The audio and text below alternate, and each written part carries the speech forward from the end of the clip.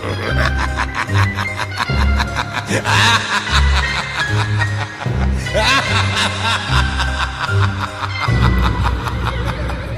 and gentlemen, welcome back to Fear Boners, presented by the Down in Front podcast. I'm your host, Andrew, and I am so happy to be back with you so soon after our last episode. It is now February. We survived the groundhog telling us that there's going to be 6 more weeks of winter. That's always some tough news to take, but we are well on our way to Valentine's Day. And dear listeners, that is one of my favorite holidays, because you know what that means. It means it's that day where we all get to rip our still beating hearts from our chests and gift them to that person or persons that makes our boner the most fearful. So yeah, enjoy Valentine's Day if I don't talk to you all before then. But bringing it back around to why we're really here, what really scares us, I just saw a terrifyingly great movie that they just popped up on Netflix. I wanted to talk to you guys about it. But before that, let me catch you up on what I've been up to. What I've been watching a little bit of this, a little bit of that, a lot of stuff we've talked on previous episodes. But most of my time has been spent playing the new Monster Hunter game, Monster Hunter World. Warren is probably on his way back from Alaska right now, and when he gets back, hopefully we'll squad up and take down some big monsters. Or if any of you listeners are actually currently playing that game, hit us up. Look us up. We'll probably get the Gamecast going, and we will play some live Monster Hunter in the days and weeks going forward. And maybe we'll play with some of you guys. So let us know if you're also into the Monster Hunter game. It is pretty dope. I've thrown a few hours, to say the least, into that game. And along with that, I am drinking tonight tea, because it's cold out, and I'm trying to warm myself up. I was out for most of the day. So going from there, this movie that I had mentioned previously that was apparently just fresh put up on Netflix is a little suspense. I don't know if I would call it horror. It's not hard horror, but it is really good because you don't necessarily know where it's going. And I remember seeing a trailer for this film last year sometime, a little while ago, and get really excited because it was really well cut. The sound design was really great. It was very suspenseful. I would say it's a suspense thriller with some horror elements, some supernatural, spooky, scary elements to it. This is 2017's The Ritual. Now, I didn't really recognize any of the dudes in the cast from other things. You might, but it was, when I looked into it, the name David Bruckner, the director, struck out to me. And when I looked into that, I realized he is a gentleman who's actually had his fingers in several pies, and by pies I mean movies that I am very much into. He directed VHS, Southbound, and The Signal, which are 3 of my favorite horror movies within the last few years. I would say within the last decade, except The Signal was all the way back in 2007. Great movie if you haven't seen it. He also worked on writing those. So coming from those 3 movies, I was really psyched to know that he's got this new film coming out. And also watching the trailer got me pretty pumped. And also, I was surprised to see in the beginning credits, apparently Andy Serkis helped as an executive producer on this production. So I don't know if he played a part in the movie at all. He's just credited as a producer. But essentially, the setup for this movie is you're presented with these 5 guys who are best mates. They're all British, and they're hanging out in a pub, and they're tossing back some beers, and they're talking about, getting old and getting up there and growing up and having wives and having kids and doing all this stuff. And they're trying to plan a trip, like a bro trip. And, the one guy says Ibiza, another guy says Vegas, all these stereotypical places that guys are trying to party. And then this one dude says, why don't we go hiking in Sweden? Kind of out of left field. But I've been to Sweden. Sweden's really nice. I went to Stockholm for a little while. It was pretty great out there. I'd love to get back out there. Now, after watching this film, though, I don't know if I would ever want to go back to Sweden. Now, mind you, what essentially happens, and this isn't even spoilers, through an unfortunate series of events, one of these gentlemen dies, and they decide to still go on this trip, kind of to honor him. And so they're basically hiking through the Swedish countryside, what keeps being referred to as northern Sweden, and just you're presented with all these beautiful shots of the forests out there and the wildlife and the nature and all these panning shots, all these wide shots, all these sweeping shots. Like, you see all this beautiful, all these trees, all these mountains, and you just kind of, you slowly take it in and you're like, yeah, that's beautiful, but also there's like 4 guys here, sort of in the middle of nowhere, and off the bat you kind of already know, well, shit, they're probably going to get lost because they're not really staying on the path, or they're not really doing what they're supposed to do. So you kind of know the setup. You kind of know what's going to happen. And then shit starts to get weird. You can tell there's some tensions between some of these guys.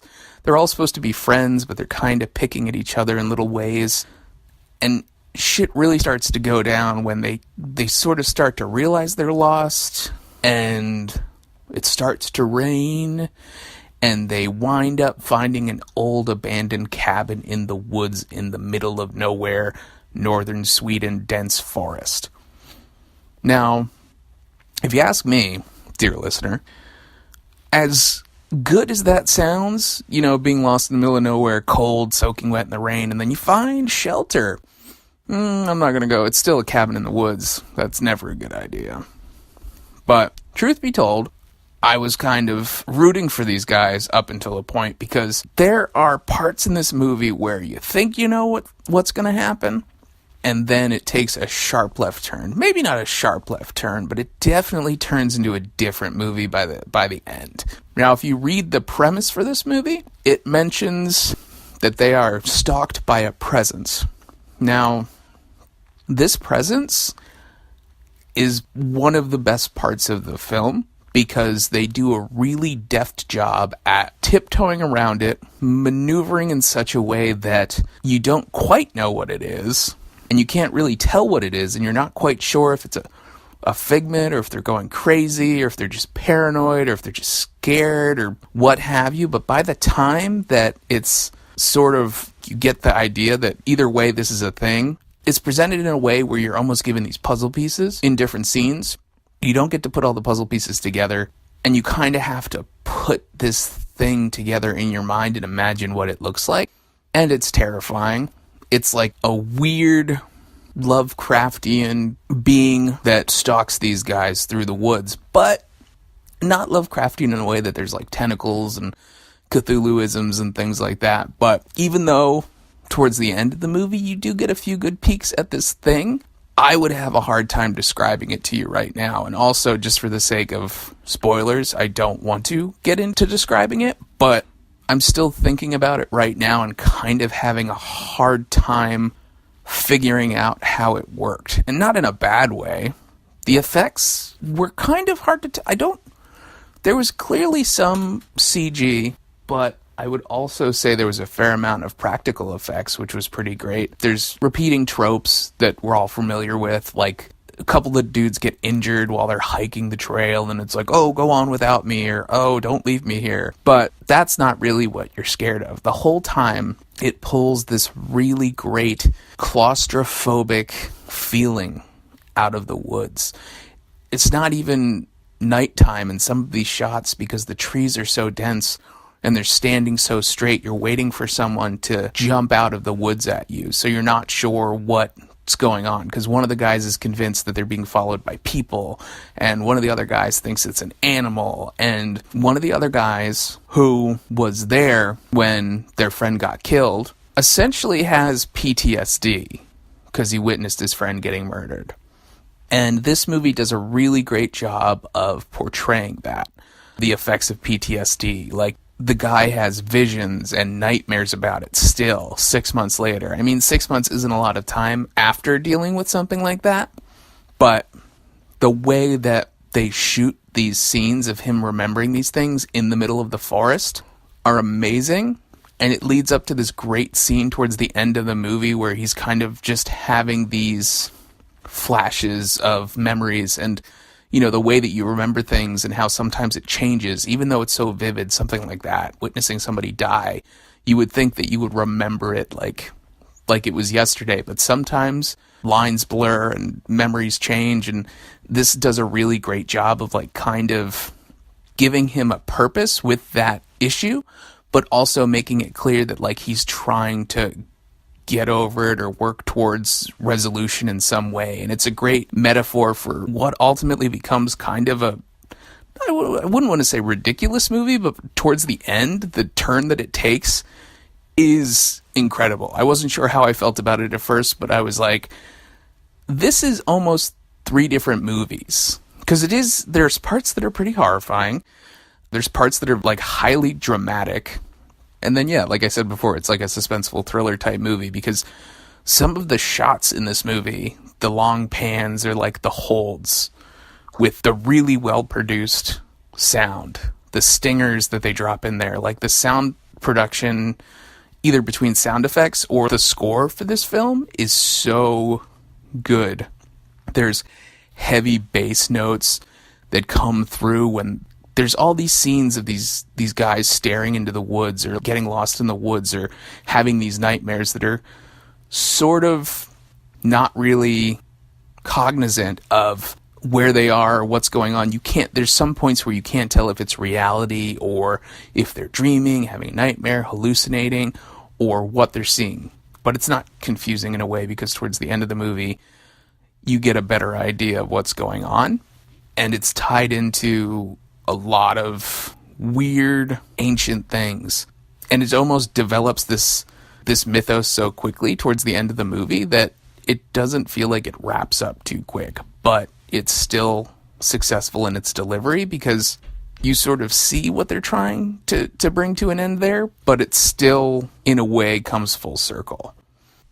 That sounded really vague, but I'm so pumped about this movie, I don't want to potentially ruin it for anybody who's going to go out and watch it, who hasn't already watched it. So yeah, I would highly recommend The Ritual. It just popped up on Netflix. Definitely give it a watch by yourself or with friends, preferably in a dark room. Pop some popcorn, put it on, and hope for the best, because I wouldn't say, like, it's not a jump scare kind of movie. I don't really get jump scared that easily, but there are some slight moments in the movie that are genuinely creepy, and some of the interactions between the guys are pretty weird. There's like a nightmare sequence where all the dudes are having different reactions, because when they wake up in the weird house that they stay in, there's a night where all the dudes basically freak the hell out, and they don't know what to do, or they don't know where they are, and suddenly they just remember. They're like, oh yeah, we've been in the woods, we've been like walking for a while now. But they have this moment where they're like, well, why would we all have strange nightmares? And that seems like something, yeah, sure, like everybody has a nightmare, there's something coming. It's like a weird psychic presence, or maybe this is our mind telling us there's trouble. But this scene was done in such a way, there's a lot of moments that sort of blend with the Blair Witch, but not in like a bad hokey way. Not only the old one, but the new one. Honestly, the house that they spend some time in the movie looks just like the house that they used in the new Blair Witch, but they don't do the thing that they did in the weird new one where they make it seem so much bigger on the inside, because this is a small house and it's clearly small. It's only one room on the bottom, one room on the top house. But there's just an establishing shot at one point. I was like, I'm pretty sure that's the same house that they shot in. Though I don't think they filmed in Sweden, so that probably defeats that theory entirely. Anyway, to bring it back around, if you have a moment this weekend, or as you're ripping your still beating heart out of your chest to give to your one and only, or two and only, or however your relationship works, pop this movie on. Maybe if you guys want to get scared together, watch The Ritual on Netflix, starring some dudes, and it's a really good one, and I highly recommend it. So thank you for listening to Fear Boners, presented by the Down in Front podcast. This has been your host, Andrew, and if you like what you hear, you can find more of it on downinfrontpodcast.com. We also have a Facebook page at facebook.com/downinfrontpodcast. You can also tweet at us. We have a Twitter. We've been tweeting for a while now. You can find us at _DIFP. You can follow us on Twitch now. We do have the Gamecast, like I was saying before. We're probably going to be up there, Warren and I, playing some Monster Hunter in the weeks coming forward. And you can find that at twitch.tv/downinfrontpodcast. And if anything in the episode that I've mentioned or brought up If you have any comments, questions, or concerns even, though I hope I'm not concerning you too much, you can email us directly at downinfrontpodcast@gmail.com, and we try to make ourselves available for our fans and listeners. So, dear listener, if you want to tell me that you hate me, tell me that you love me, or want more of these Fear Boner episodes, just let us know. If there's a movie that you think we should watch or comment on, or if there's something you think we haven't heard of, give us a heads up directly at that email, and we will appreciate it. Now, speaking of appreciation, brings me to my last thing. If for any reason you love Fear Boners, if for any reason you love the Down in Front podcast, obviously it's me, so you're gonna love it. You can pop on over to patreon.com/Down in Front podcast, and there you can donate $1 a month, $100 a month, anything in between. You know, every little bit helps, and we really, really appreciate you. Anything makes it easier for us to do what we do. We do it for absolutely free. We do it because we love it. We do it because we love movies, and we do it because we love you guys. But going forward, what we're going to be trying to do for our Patreon members is we're going to be making some exclusive content for those folks. So if you want to get it on that too, roll on over to Patreon and check it out for more details. And as always, thank you so much for tuning in. Fear Boners will return sooner rather than later. And stay scary, people.